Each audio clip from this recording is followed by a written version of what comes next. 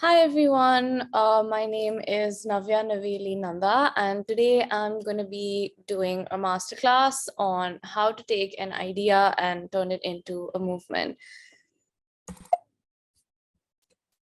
So welcome to today's masterclass, and I just wanted to introduce myself quickly to everyone who doesn't know me. My name is Navya, and I'm a health tech entrepreneur and gender equality activist from India. I co-founded a company called Ara Health, which is a women's healthcare platform. And I also founded a nonprofit that works towards gender equality in India. And I'm also an Earth Prize ambassador. So before we get into the masterclass, I just wanted to say that I think there is a reason why all of us are here today and all of us are doing what we do. And that's because we're all change makers. And I say that with a lot of excitement and pride because I see so many young people doing and coming up with such innovative solutions to solve very, very real problems. And that makes me really happy. And I think that being a change maker today is so important because there are so many things out there that need solving, and it's our responsibility to go out there and solve for them. So I wanted to start by talking about how we can create change, but more importantly, how we can create long-lasting change. I think that, we all want to change the world. We want to come up with solutions, and we definitely want to leave it in a better way than we inherited it. And creating change that will have long-lasting impact, not just for our generation, but for the generation after is really important. So I'm going to talk about how we can do that. So step one is definitely to find an area or a topic of interest. Now, how do we do that is probably the biggest question that everybody has.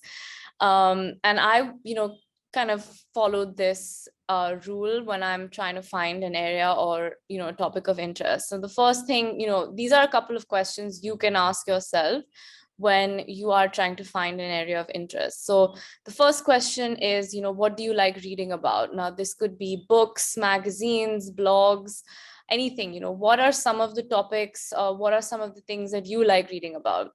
What is your favorite subject at school? Mine was definitely English and biology, and maybe kind of that's why I ventured into healthcare at some point. But looking at what your favorite subjects at school are can also help you find something that you're really interested in.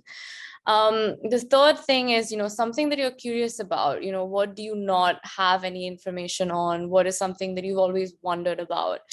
What do you and your friends talk about the most? When you're with a group of friends, what is the conversation typically about? Do you talk about problems that you all are facing? And if so, what are those problems? And finally, just what else are you curious about? I think that, we're at an age where we're still learning, we're still developing our minds and growing. And I think that there's always room to be curious. So anything that you feel that you don't know about is also potentially a great topic of interest. So a real life example of this was when I started my company, Ara Health. How we focused in on women's healthcare and specifically looking at menstruation was when me and my friends used to talk, or when we used to meet, we used to always discuss it being really difficult for us as Indian girls to buy sanitary pads because sometimes there is a stigma or a feeling of awkwardness attached to it. Most pharmacies in India are also very small and mostly run by men. And so we would always talk about how it was really uncomfortable for us to go out and buy a sanitary pad without feeling like you were being judged or watched. And I think that's really how we then kind of focused in on, menstruation and women's health as a topic. So I want to remind everyone that when I'm talking about a topic or area of interest, it does not need to be something that you already know everything about in particular. It could even be something that you have absolutely no idea about. And I think the important thing is that you learn along the way. So step two is, how do you then identify the problem that you want to solve? So you have your topic, you have your idea or area of interest, but how do you identify the problem that you're actually going to solve within that? So again, you should ask yourself some questions. The first is that, have you had any negative or personal experiences with the particular topic that you've chosen? Mine was with menstruation and access to sanitary pads. So in my case, I definitely did have a negative experience. The second is, how large is this problem in your locality, in your area, or in your country? So the answer to this for me was also, it was a very big problem because most women in India were feeling the same way. And the third thing is, how big is this problem in terms of data? So sometimes when you read the news, is this something that people talk about on television? Is this something that you read about in magazines in your country? So for us, like I said, living in Mumbai, it was always difficult, not just to get access to sanitary pads, but also to get information about menstrual hygiene. And it was probably because of how stigmatized some of these conversations were in India. So we realized that this was not just a singular problem that I was facing, but probably something most girls across India were facing also. So step 3 is, where do you start? And for this, I've made a little checklist that everyone can follow, which is, you should gather all the research or data that you have about this particular problem and just create a pool of it so that you have all these statistics, at your hand. Then I would make a list of resources that you need to get started with your solution. So this could be, things like, if it's a physical product, do you need any kind of material to build it? If it's an idea, then, what kind do you need help in terms of building a group of people who could help you? So make a list of all the resources that you need. The third is to give your movement or your idea a name. Fourth is to start educating and building awareness around your problem. So talking to people around you about this. Make a list of organizations and partners who can help you, such as organizations like the Earth Prize, who could probably give you funding to take your idea forward.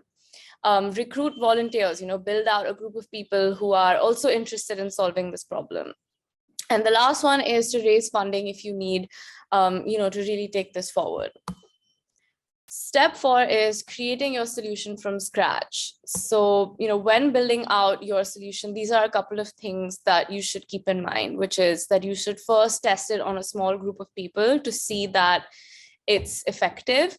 You should then get advice from experts and get their opinion on what you have decided to take forward. You should measure the impact that you tested on the small group of people and collect feedback, as much feedback as you can, to help improve. And at the end, you should create a solution that is not only innovative, but effective. It's really important for your idea or your solution to actually be effective and create impact. So what we did was, we began by giving our idea a name, which was Ara Health. And then we started posting blogs and mini videos on a website that we built. And we wanted to see if women were interested in reading about these topics. And we immediately saw so much success. And so we decided to fund the idea and grow it further. And now we have a really large platform where we have over 70,000 women reading and learning about their bodies. Step 5 is launching and scaling. So how can you make your movement bigger? I would say the first is to definitely start in your own local area and master that first, and then keep adding as you go. It helps to identify other regions or areas in your country that have or face the same issue. And the second would definitely be finding reliable partners and organizations who can help you reach more people and also help you with their infrastructure. So we partnered with different content platforms in India. We partnered with a lot of nonprofits to try and get the word out. We started just in Mumbai, but today we're present all over India, across all cities in India. And like I said, we now have 70,000 women in our community. So that was a quick, kind of run through of what it takes to get from the beginning to the end of an idea. And if you have any other questions, you can always email the Earth Prize or email me, and I'd be happy to answer them for you.